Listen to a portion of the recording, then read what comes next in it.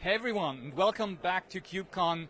We are here now with Enrico from the famous company SVA, or SVA as we say in Germany.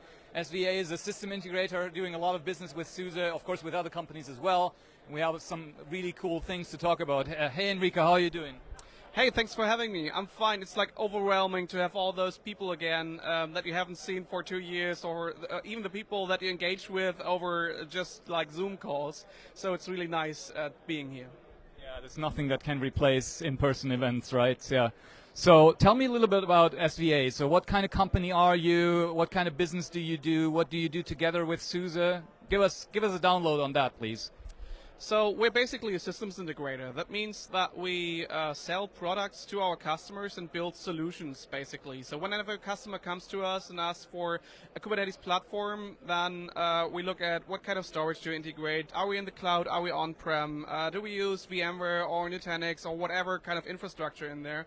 And then we draw like a full picture of it and try to apply best practices and place the tools that we have in our portfolio to make such platforms happen. And you work with other companies as well. You also work with our competition, right? But I guess, like, as far as I could tell, SUSE has kind of a special place in your heart, right? Because we've had a lot of history together. So what can you tell us about the collaboration between SUSE and SVA specifically?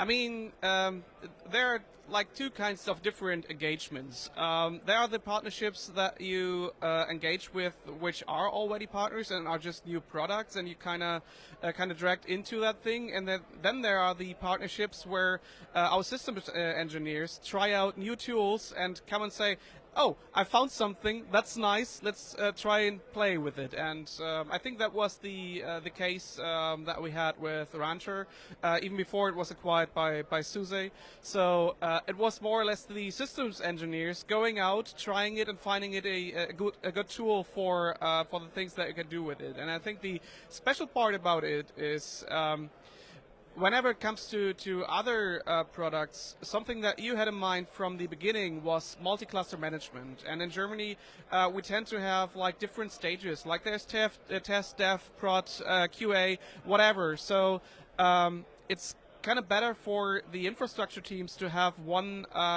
tool that centralizes all that management and makes this whole automation stack possible. And I think that's something that you had really early on, and you're focusing now more on the layers on top of that, while others in the market are adopting things now that you had like 1.5 or 2 years ago.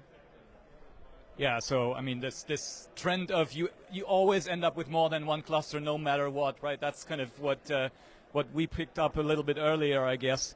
So another thing that you told me about earlier is we had a joint customer project together with the insurance company Barmenia, right? So can you tell us a little bit what their project what that project was about? What kind of problem were they asking you to solve for them? Yeah.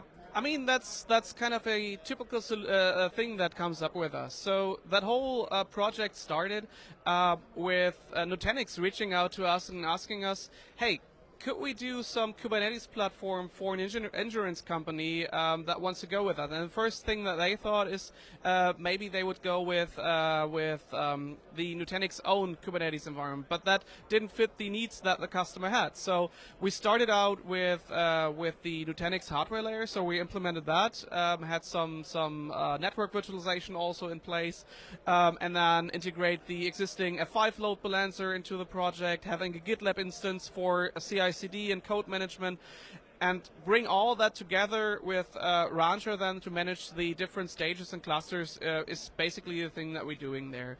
And that pretty much describes what many of our customers are doing. They are coming from even automated environments. So especially when it comes to Barmenia, they had they have an existing stack of applications that are managed with things like Puppet and Vagrant to spin up development environments really much faster than it was like 15 years ago. But now they come to the point where they say, okay, we need to focus a bit more on not just the infrastructure or the code spaces that we run out or roll out with Vagrant, up to something that lets us define that whole infrastructure again. And I think when we look at the keynotes here, the story always is that we are abstracting all the different IT departments and bring them together in such platforms. And that's what's happening here also. And it's really great to have like the network team, the storage team, the virtualization team, the backup team, all of them together and agree that the thing that they want to build is a platform to host their new applications. And yeah, I mean, sure, at the first beginning, it takes a while to implement blueprints, to do workshops and trainings, get everyone on board, get the first application on top of it running. So all of those comes with lots of problems and even shortcomings that we had when it comes to integrating all those different technologies. But yeah, that's kind of the thing that we try to do. We leverage those new technologies, we bring those different partners together, and yeah, apply the lessons learned as best as we can. Right, so this approach of getting everybody together in the same context, giving them the same thing to look at, and it has the same look and feel for everybody, and you can still control it. It doesn't get out of hand. You can have everybody have access to the system, right? That's the deal here, right?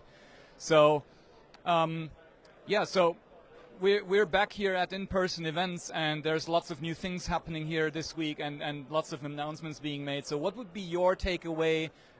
Is there something you want to like recommend to our viewers? What do you want them to like to point to, or is there something that you would recommend everybody to check out? I mean, especially when it comes to Rancher, the thing that you do is you are pretty good at onboarding people which are new to Kubernetes. And I believe we saw in the keynote that 65% of the people here are new to KubeCon. So they are first-time visitors and they are starting out their Kubernetes journey.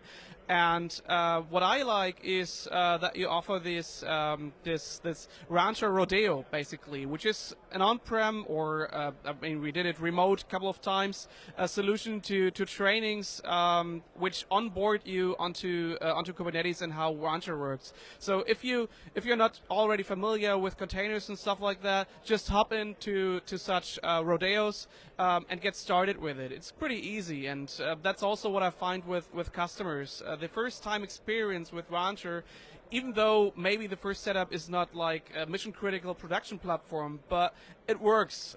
So that's what I like a lot about it, and that's a starting point that I could suggest to jump into the rodeos, and also to not just jump in there and get the insights from the trainers, but also look around you and see who else is joining their journey with it. And I mean, Kubernetes and all that open source space is really about community. So get engaged, it's really fun.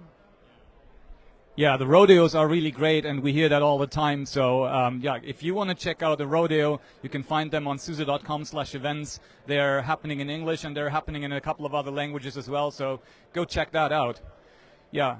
So Enrico, thank you very much for coming by. I know you have a very busy week, so thanks very much for taking the time, and I look forward to talking to you next time. Thanks, Tim. Thanks for having me. Goodbye. Thanks, everyone. And